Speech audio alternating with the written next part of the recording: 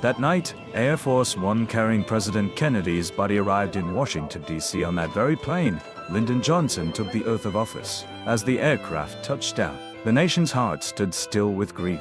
The simple yet dignified casket was carefully unloaded and transferred to the hearse, beginning this national farewell. First Lady Jacqueline Kennedy, her expression solemn, with traces of her husband's blood still staining her dress, rode in the same vehicle as his casket, side by side into the night. Shortly after, newly sworn and President Lyndon Johnson and his wife appeared before cameras. His face bore exhaustion and shock, his voice quiet yet resolute. We have suffered a loss that cannot be weighed.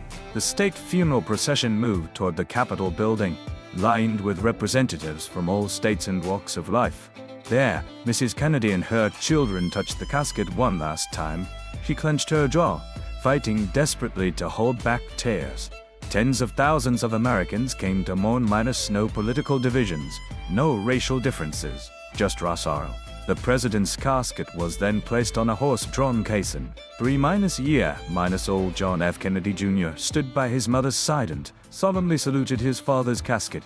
In that moment, America's heart broke completely. The procession moved slowly past Capitol Hill and the Memorial Avenue, finally reaching Arlington National Cemetery. The honor guard carefully folded the American flag and presented it to Jacqueline. As she accepted the flag, she accepted history itself. Today, President Kennedy rests on the hills of Arlington, where an eternal flame burns at his graveside.